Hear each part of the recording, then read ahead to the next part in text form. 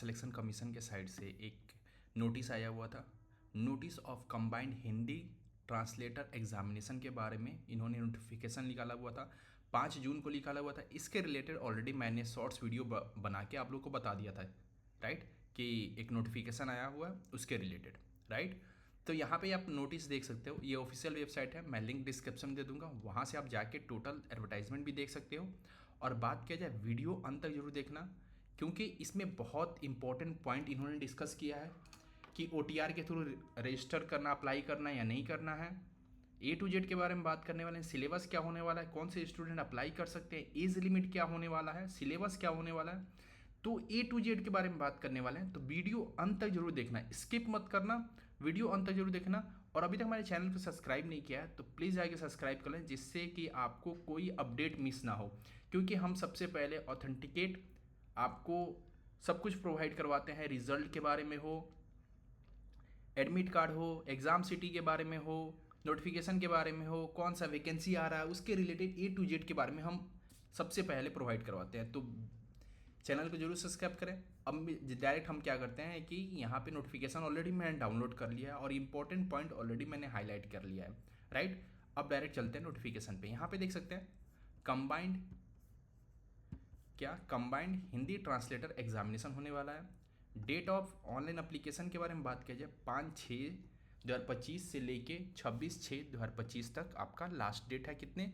26/6/2025 को last date है। Okay, तो यहाँ पे बात कर लिया जाए, टाइमिंग लास्ट ऑलरेडी 26/6/2025 हुए और पेमेंट की टाइमिंग 27/6/2025 बताया गया है। और विंडो ओपन फॉर, अगर मान लो कुछ फॉर्म में गलतियाँ हो जाती है तो विंडो कब ओपन होगा, 1/7 से लेके 2/7 के बीच में आपको ओपन रहेगा। कंप्यूटर बेस्ड का शेड्यूल बोला जा रहा है कि 12 अगस्त को आपका एग्जाम होने वाला है, राइट। यहाँ पे शेड्यूल उन्होंने दे रखा है, 12 अगस्त को आपका एग्जाम होने वाला है। और बात किया जाए इसमें कि अगर कोई भी प्रॉब्लम होता है, इस टोल फ्री नंबर पे आप जाके डायरेक्ट कनेक्ट कर सकते हैं। इन्होंने ये भी बताया है कि इंकरेज किया है यहाँ पे कि जो फीमेल कैंडिडेट है वो ज़्यादा से ज़्यादा इस फॉर्म को अप्लाई करे, राइट। इन्होंने ये इंकरेज करके यहाँ पे बताया हुआ है, आपको मोटिवेट किया है। अब पोस्ट के बारे में हम बात करते हैं, पोस्ट क्या क्या होने वाला है। पहले पोस्ट के बारे में बात किया जाए, junior translator officer JTO in the central secretariat officer language services में आपका पे स्किल होने वाला है लेवल 6, 35,400 से लेके 1,12,400 आपको मिलने वाला है। यहाँ पे अब सेकेंड पोस्ट के बारे में बात किया जाए, कोड B के बारे में, जूनियर ट्रांसलेटर ऑफिसर JTO इन आर्म्ड फोर्सेस हेडक्वार्टर में आपका जूनियर ट्रांसलेटर के तौर पे रिक्रूट होगा। ये भी लेवल 6 होने वाला है। 35,400 से लेके 1,12,400 आपको मिलने वाला है, राइट। अब बात कर लेते हैं यहाँ पे थर्ड पोस्ट के बारे में, junior Hindi translator JST JT। Okay, इसके बारे में सेम यहाँ पे भी सेम सैलरी आपको मिलने वाला है, 35,400 से लेके 1,12,400 रुपया आपको मिलने वाला है। अब बात कर लेते हैं D पोस्ट के बारे में। यहाँ पे सीनियर हिंदी ट्रांसलेटर SHT और ST के बारे में, इसमें भी पे लेवल 7 है। इसमें है 44,900 से लेके 1,42,400 आपको सैलरी मिलने वाले हैं। Sub inspector Hindi translator in the central reserve force में आपको बताया गया है कि यहाँ पे लेवल क्या है, 6 है। तो सेम प्रोसीजर है, यहाँ पे भी सेम सैलरी आपको मिलने वाला है, 35,400 से लेके 1,12,400 आपको मिलने वाला है। टोटल वैकेंसी के बारे में बात किया जाए तो टोटल वैकेंसी 437 वैकेंसी है बस। लेकिन ये है कि यहाँ पे ऑलरेडी इन्होंने बता रखा है कि ये टेंटेटिव वैकेंसी है, वैकेंसी बढ़ भी सकती है और घट भी सकती है, राइट। तो ये 437 वैकेंसी इन्होंने अभी बता रखा है। लेकिन यहाँ पे इन्होंने नोट करके दे रखा है कि candidate may note that state wise और zone wise vacancy are not collected by the commission. ये डायरेक्ट इन्होंने इतना वैकेंसी दे रखा है, जैसे स्टेट वाइज और जोन वाइज वैकेंसी आएगा उसके अकॉर्डिंग ये अपडेट कर देंगे, राइट। सॉरी।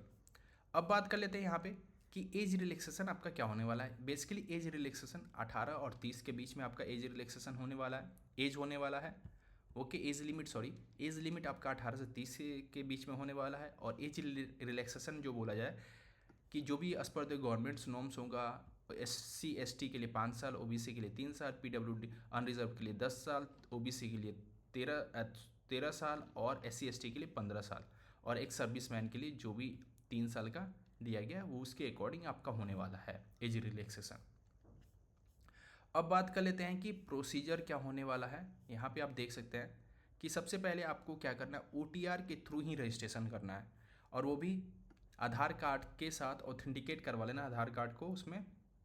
उसके बाद OTR रजिस्ट्रेशन जैसे करवाते हो, इसके रिलेटेड ऑलरेडी मैंने एक वीडियो बना दिया है, वो भी मैं डिस्क्रिप्शन में लिंक दे दूंगा। ओके, वहाँ से भी आप जाके आप कैसे रजिस्ट्रेशन करना है वो देख सकते हैं, राइट। वहाँ से आप रजिस्ट्रेशन करना स्टार्ट कर सकते हैं, और उसके बाद कैसे उसी में फॉर्म आपका आएगा, वहीं से आप अप्लाई कर सकते हो, राइट।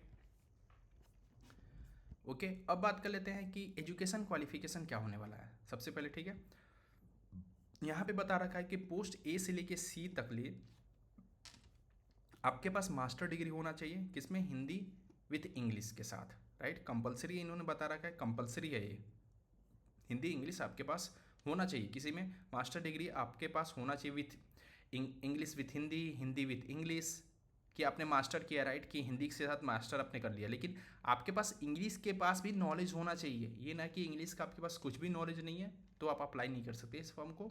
आपके पास इंग्लिश का भी नॉलेज होना चाहिए विथ इंग्लिश के साथ। जिसने भी हिंदी विथ इंग्लिश के साथ मास्टर किया वो अप्लाई कर सकता है, या जिसने भी इंग्लिश विथ हिंदी के साथ मास्टर किया वो अप्लाई कर सकता है। जिसने भी सब्जेक्ट अदर दैन हिंदी और English with the Hindi medium और इंग्लिश मीडियम से मास्टर किया है वो भी अप्लाई कर सकता है। इन्होंने सारा डिटेल बता रखा है, हिंदी इंग्लिश को कंपेयर करके इन्होंने दोनों बता रखा है। अब बात कर लेते हैं पोस्ट ई के बारे में। सब इंस्पेक्टर जो हिंदी ट्रांसलेटर है उनके लिए भी सेम है, Hindi with English, English with Hindi, any subject other than Hindi और इंग्लिश आपने किया है तो वो अप्लाई कर सकते हैं, राइट। अब बात कर लेते हैं डी पोस्ट के बारे में। जो पोस्ट डी है इसमें भी सेम ही है, आप मास्टर डिग्री होना चाहिए। जो भी स्टूडेंट इस फॉर्म को अप्लाई करेंगे उसके पास कंपलसरी है कि मास्टर डिग्री आपके पास है तो इस फॉर्म को आप अप्लाई कर सकते हैं, अदरवाइज इस फॉर्म को आप अप्लाई नहीं कर सकते हैं। अब वो भी जिस यूनिवर्सिटी से आपने हिंदी विथ इंग्लिश किया है तो वो अप्लाई कर सकते हैं, या जिस स्टूडेंट ने इंग्लिश विथ हिंदी किया है वो अप्लाई कर सकते हैं, राइट। अब बात कर लेते हैं कुछ इंपॉर्टेंट पॉइंट के बारे में, कि जैसे कि आपका फ़ी कितने होने वाले हैं। ये 100 रुपये चार्जेस होने वाले हैं, यहाँ पे देख सकते हैं 100 रुपये चार्जेस होने वाले हैं, ओके। अब बात कर लेते हैं सिलेबस आपका क्या होने वाला है। तो पेपर 2 टाइप के होने वाले, 2 पेपर आपके होने वाले हैं। पहले पेपर के बारे में बात किया जाए, कंप्यूटर बेस्ड एग्जाम होने वाला है जिसमें जनरल हिंदी और जनरल इंग्लिश आने वाला है, दोनों 100 नंबर के आने वाले हैं, राइट।